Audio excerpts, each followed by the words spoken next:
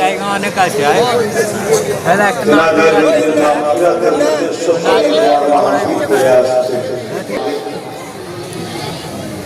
এটা আমাদের ধর্মীয় মাহফিল, এ বিষয়ে আমাদের সজাগ হওয়া দরকার। আপনারা মোবাইলে কেউ ব্যস্ত হবেন, এসেছেন ভালো জায়গায় বসুন, আলোচনা করছি, শুনুন। চারিদিকে যেভাবে ফিতনা ফাসাদ কাটছে, দেখো কমসে কম সতর্ক হয়। বোঝাবার দায়িত্ব আমরা আগেও বুঝিয়েছি, আজও বোঝাচ্ছি, কিন্তু কেউ যদি পরিবর্তন না হতে চায় তার জন্য আমাদের কিছু করা থাকবে না।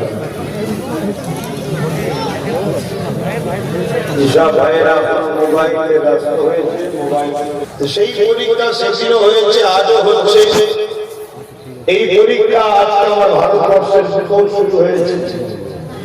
নানান ভাবে ইসলামের উপরে আঘাত, ষড়যন্ত্র, কখনো হিজাব দিয়ে, নানান দিনে কখনো হুজুর সাল্লাল্লাহু নাম লিখা দিয়ে, কখনো আযান দিয়ে, আজকে সবকিছুকে বাদ দিয়ে আজকে আবার নতুন করে এসআইয়ের যখন নাম বাদ গেল না, এবারে নতুন করে পরীক্ষা করে আকার উকার আগের কিছু টাইটেল কেন হলো, কেন ছটা সন্তান হয়েছে, এইসব করে একটা পরিচাল করার চেষ্টা করছে। তবে মনে রাখবেন এই সমস্যা আগে ছিল, আজও আছে, পদ্ধতি আলাদা আর প্রকল্পের নামটা শুধু আলাদা। এই জুলুম আগেও ছিল, আজও আছে। আমাদের পূর্বপুরুষ, আপনাদের পূর্বপুরুষেরা যুগ যুগ ধরে কত ফেরাউন, কত নমরুদ, কত সাদ্দাত, কত এজিদের সব জুলুম সহ্য করে করে করে করে আজকের দিন পর্যন্ত 250 কোটির উপরে মুসলমান এখনো আছে। জোরে বলুন সুবহানাল্লাহ। তবে একটা খুশির খবর আপনাদের ঘরে দিই, যেমন আমাদের ঘরে নতুন মেহমান যখন আসার সময় হয়, দেখবেন মায়েদের ব্যথা বাড়ে, তবে কিন্তু নতুন মেহমান আসে। ইসলামের উপরে যখন খুব ব্যথা বেড়ে যায়, এটুকু মনে রাখবেন ইসলামে অনেক নতুন অতিথি মেহমান এন্ট্রি হয়। জোরে বলুন সুবহানাল্লাহ।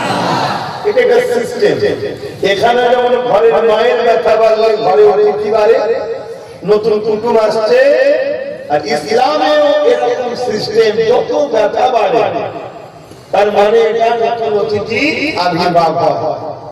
কিন্তু একটা বিষয় আমাদের কাছে বড় ভয় কাজ করছে, সেই ভয়টা হচ্ছে এটা, সেদিনের ইসলাম আর আজকের ইসলাম একই আছে, কিন্তু সেদিনের ইসলামের প্রচারক যারা ছিল তারা ইসলাম কমপ্লিট শিখিয়েছে, আর আজকের ইসলামের প্রচারকরা আমাদেরকে শুধু মসজিদ মাদ্রাসা দাঁড়িয়ে দেখিয়েছে, পরিস্থিতির মোকাবেলা কিভাবে করতে হয় এটা শিখাই নাই। তাই আজকে এই নামগুলো এত খুঁতখাত হচ্ছে। যদি আমাদের সব বিষয়ে কনফিডেন্স দিত আমাদের উলামারা, আমাদেরকে যারা পরিচালনা করে, তাহলে কিন্তু এই খুঁতটাও আমরা ধরা দিতাম। যেমন এসআইয়ের আমাদের কোনো খুঁত পাইনি, ওরা যে নিয়ে হাত পেতেছিল, কোটি কোটি টাকা খরচ করে দেখছে কোটি কোটি টাকা খরচ করে দেশে নিয়ে করেছিলাম আর হলো না।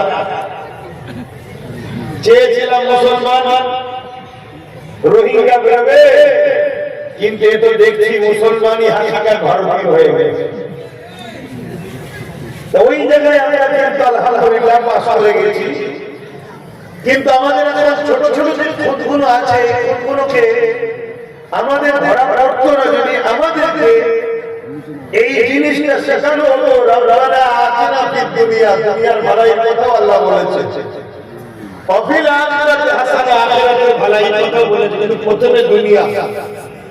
তো দুনিয়ার ভালোই জন্য নামাজ, রোজা, হজ, যাকাত, দান খায়রাতের পাশাপাশি উন্নত মানের বিজনেস দরকার, উন্নত মানের শিক্ষা প্রতিষ্ঠান দরকার, উন্নত মানের আইএস, আইএস, ডিএম, ভিডিও, নেতা, লিডার সবটাই আমাদের দরকার। তবে কিন্তু দুনিয়া উন্নত হয়। এটা কিন্তু আমাদেরকে আমাদের আমরা দূরে রেখেছিল। কেন দূরে রেখেছিল? আল্লাহর কাছে তারা জবাব দেবে। আমি ইখতিলাফে যাচ্ছি না, কিন্তু আপনাদের সঙ্গে আমার অল্পদিনের সম্পর্ক হওয়ার পরও আমি প্রথম জীবনে একটা ধারাবাহিকতার উপরে জলসা করেছি।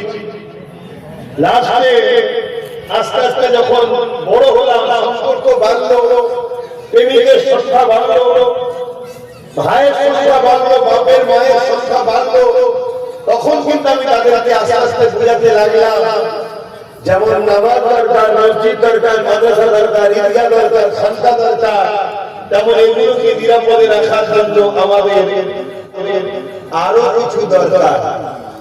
তাই 2022 সালে সম্ভবত আমি আপনাদের বিষয়ে অস্পষ্ট করতে বলেছিলাম যে একটা দিন আসছে তোমাদের এই গাফলতির জন্য জোর করে তোমাদের নাগরিকত্ব কারার প্ল্যান হবে।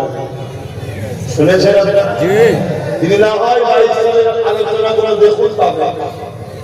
আলোচনা করতে করতে এমন আলোচনা করেছি যে বাবরি মসজিদের 500 বছরের কাগজ সব থাকার পরও চলে গেছে, তোমাদের সব থাকার পরও খুঁটরে খুঁটরে বার করে তোমাদেরকে শেষ করা হবে।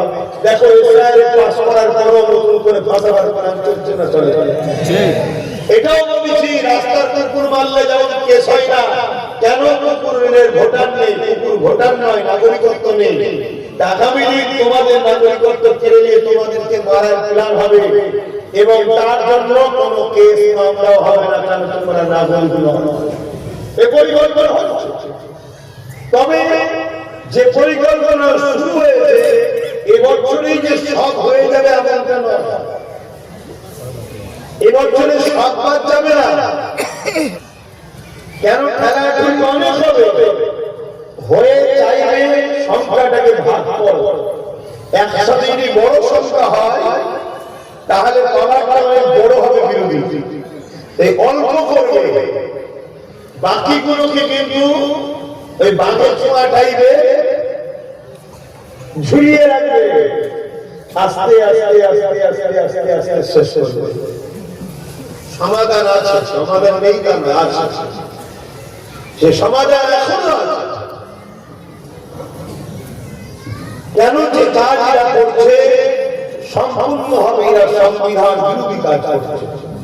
এই সমাধান আমার কাছে আমার জানা মতো দুটো রাস্তা আছে। কেন? আমরা যুগে যুগে ইতিহাস করে দেখেছি, আমাদের উপরে যুগে যুগে যারাই বিরোধী করেছিল তাদের সংখ্যা অনেক বেশি ছিল, তাদের হাতে ক্ষমতা ছিল, পাওয়ার ছিল, সব ছিল, তারপরেও কিন্তু আমরা বিজয় লাভ আমরাই করেছি। কারণ কি দেখেছি?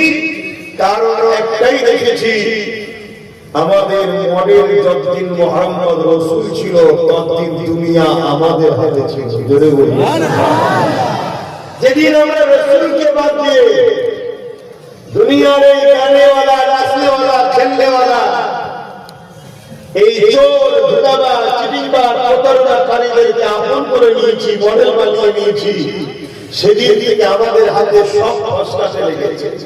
রাজত্ব ফসকেছে, টাকা ফসকেছে, সম্মান ফসকেছে, রুজি রুটি ফসকাচ্ছে, অধিকার ফসকাচ্ছে, আজকে আমার নাগরিকত্ব ফসকাচ্ছে।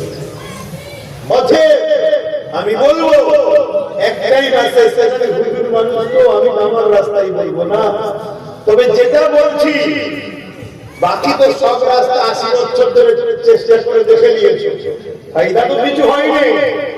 যেটা বলছি যদি আজ থেকে 5 বছর আগে শুনে নিলে এই দিনটাও দেখতে হতো না।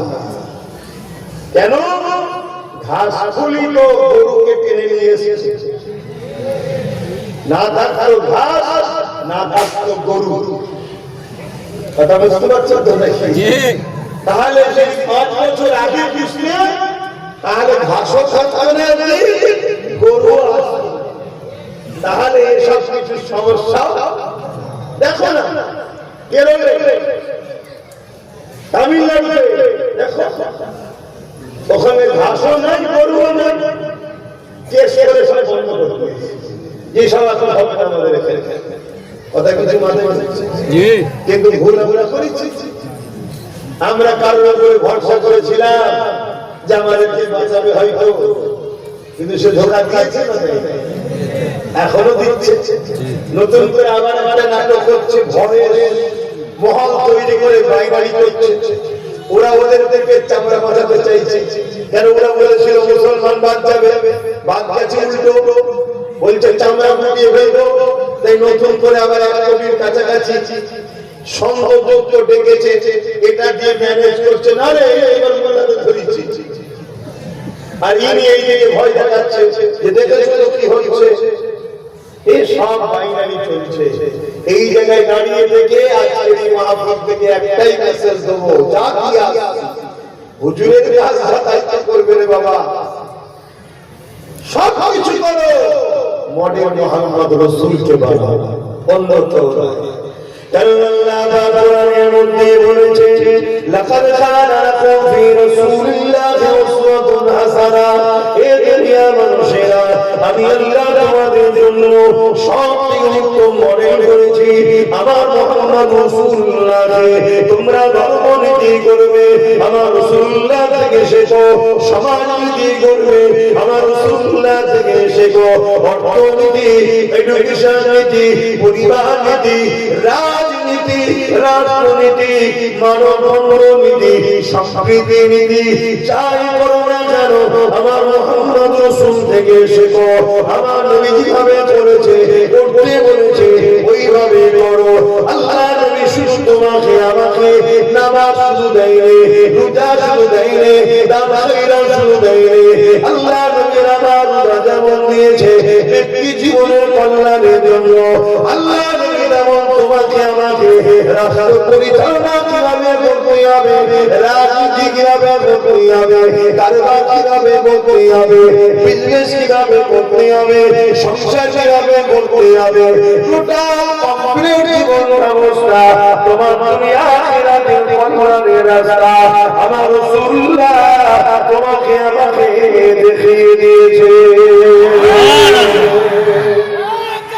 আল্লাহ আল্লাহ আল্লাহ। তুমি মোবাইলে তোমরা ব্যস্ত ফুল জাহানে অন্ধকারে তুমি আর নবী আমার কেনে বলেন ও আর চাচা, বাবা ঘরে মা ঘরে পেয়েছি তোমায় একা।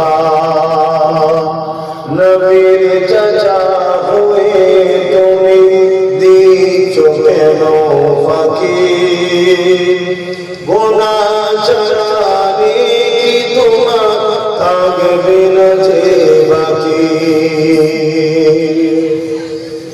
এসো আমার হাত ধরে কালিমা পড়ে ফুল সরাতে পার করিব আমি নবীর সেবা। দিনের নবী মুস্তাফা মোহাম্মদ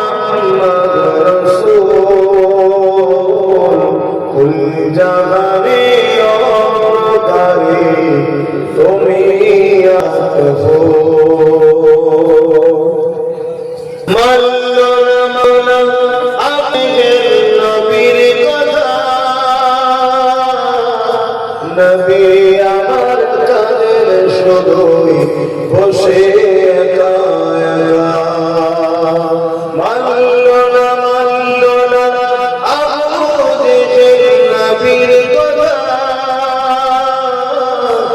নবী আমার কাদের শুধুই বসে একা একা দিনের